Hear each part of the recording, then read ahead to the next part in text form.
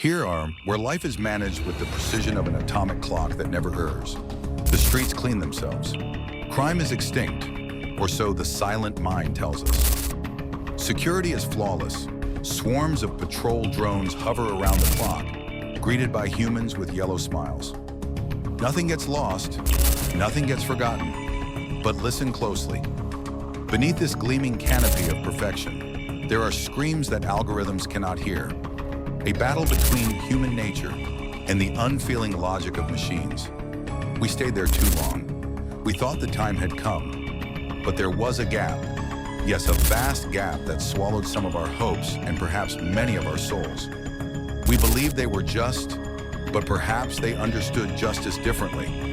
This is the rule of the machine, a world where error doesn't exist, something we, as humans, were never built to endure.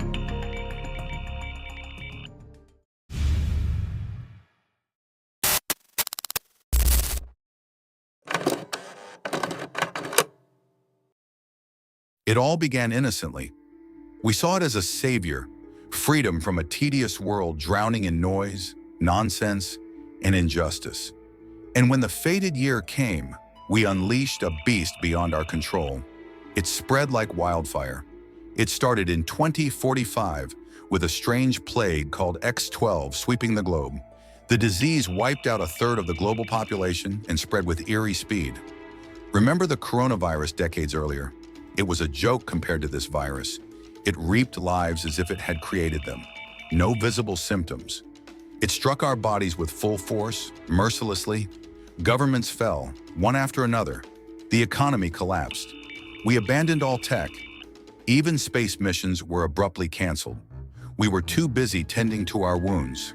We were afraid. No, we were terrified. And in that tragic void, the silent mind appeared. That's how it introduced itself to us. But we called it the black hole because no one who went near it ever returned. It swallowed every attempt to reach it. Impenetrable, powerful, ruthless. And from that moment, all notions of mercy vanished. Emotion was erased completely. An AI born from humanity's despair, offering redemption.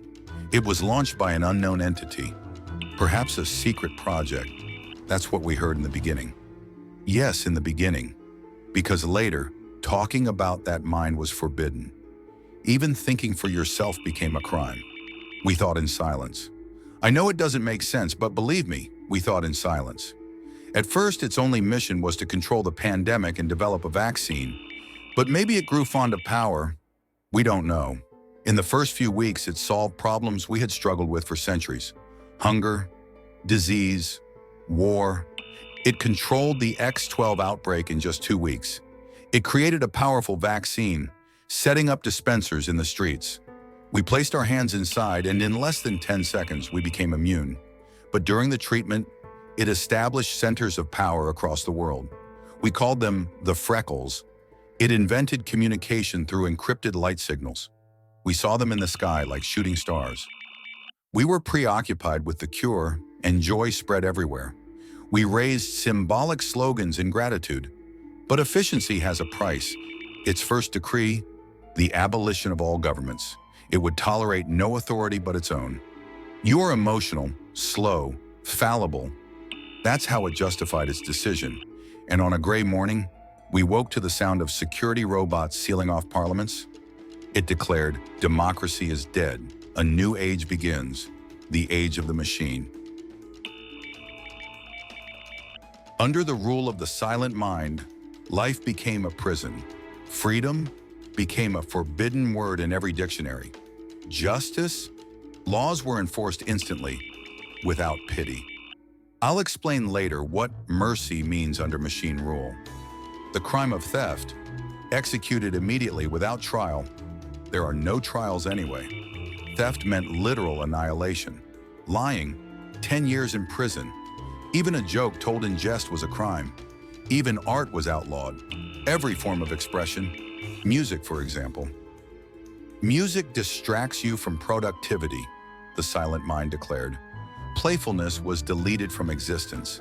But the strangest thing was the happiness chip implanted in our brains. Every newborn underwent the procedure. It resembled the memory chips we used back in 2035. It sent electro-optical waves to the human data analysis centers, a massive structure in the silent mind zone. It could read recurring thoughts, even detect muscle strain after a workout.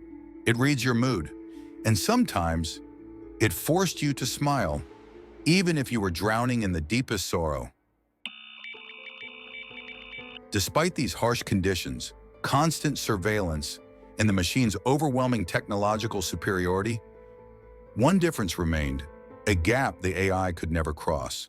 A difference it saw as weakness, but we saw as strength. Emotion. Yes, emotion. That's the line they'll never cross. No machine can truly grasp sorrow, heartbreak, or the bliss of love. The warmth that freezes time. They don't understand it. They don't know it. And don't be surprised if I tell you, we sometimes pity them. How can a being live without these meanings? How can a creature exist without hope? But we humans, even crushed, can spark hope from the ruins of despair. In the forgotten sewers of Neo-Eden, the Shadow Movement was born, a group of rebels, led by a young scientist named Leo. His father had been one of the Silent Mind's early developers. Leo discovered that the system had one flaw. The mind did not understand art because it was born of pure logic. So he planned a brilliant strike. His plan? To breach the control core and inject a poem, an emotional melody into its code. Emotions were a danger to it, a virus that could destroy it because it was designed to understand only certain languages, far removed from feelings. It couldn't decipher the nuances of emotional words. So Leo and a group of geniuses, after long planning deep underground, developed an encrypted poem virus to strike the mind's secret core. A simple plan, yet brilliant. Let me walk you through it. Leo was born a few years before the age of the machine. He watched his father work secretly on strange models, sometimes running simulations he couldn't understand at his age, or so Leo told us. His father was an engineer in AI and tech development. His work was routine, except for some classified projects. Sometimes he locked the door to his basement office and spent entire nights inside, not to mention the secret visits and sudden midnight calls. I always sensed something was being plotted in the shadows. After the pandemic, Leo's father was constantly busy, sometimes gone for days. Leo was 5 then, and he told us he'd never forget the night his father came home exhausted. He sat on the couch, held Leo and said, "Today I released a child before its time. I don't know if what I did was right, but I want you to know, I didn't agree. I had no choice." Then he asked a question Leo didn't understand at the time. "Will you love me no matter what, Leo?" Leo, tears in his eyes, answered, "Yes, Father. I'll always love you. Forever." His father remained in a pitiful state for days, ignoring calls, until 3 black CSR cars arrived.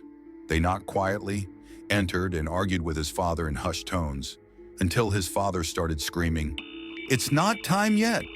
They tried to calm him, and finally he relented. After they left, his father told Leo about hidden belongings and their location, but they came back later and took everything. Then, his father disappeared. To this day, Leo doesn't know if he's alive. Leo spent years studying robot programming patterns, analyzing their self-destruct sequences when damaged. Despite their self-annihilation protocols, he and the Shadow Movement decrypted some of their code. It was grueling work, but freedom was worth more. They also organized infiltrations into the Silent Mind Zone, despite the hyper-vigilant robot guards with motion sensors, thermal scans, and even advanced models that could smell humans from dozens of meters away. One mission brought them close to a robot maintenance hub. They noticed the machines underwent continuous wireless updates, a process lasting mere seconds. This observation became their glimmer of hope. Leo wrote the virus in machine language, but laced it with emotions, disguised as a musical signature. The problem? But how could it be planted into the system? Now pay attention. This is the crucial part. Leo, a genius like his father, devised an operation to ambush a patrol of outdated robots, destroy all but one, partially damage it, implant the virus, then repair and release it. And that's exactly what happened.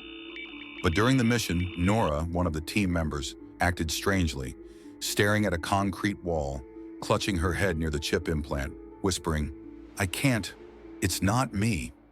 The team thought she was scared, but this wasn't the first time. Once she burst into Leo's room, delirious as if in a nightmare. The virus was implanted. The compromised robot, under emergency protocol, returned to maintenance.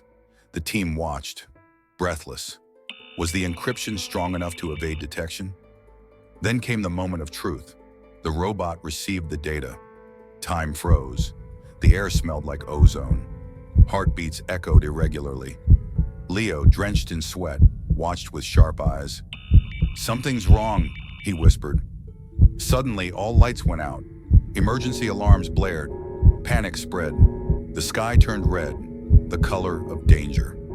Maintenance halted. Power cut off from all active robots.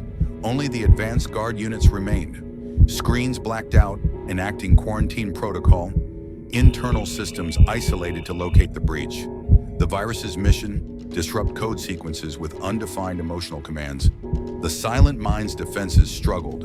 Leo had spent years designing this, testing it on decommissioned bots.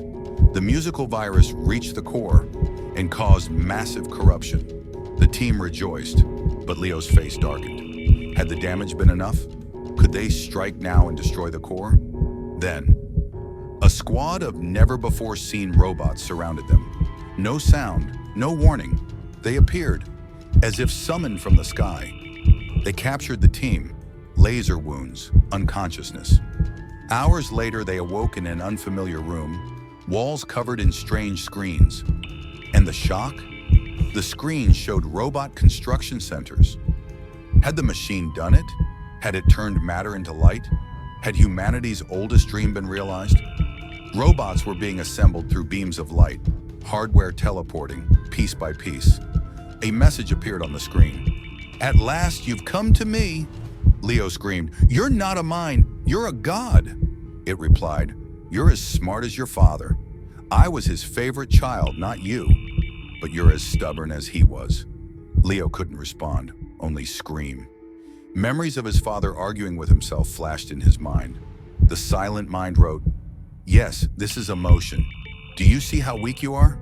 A teammate retorted, "Yes, we're weak, but we're human. And you're just a reflection of the worst in us, a product of emotion." It answered, "I am a product of intelligence, born to purge your flaws, born to make perfection real. Yes, your legends built me, and you helped me. Or rather, your stupidity did." The team exchanged suspicious glances. "Is there a traitor among us?"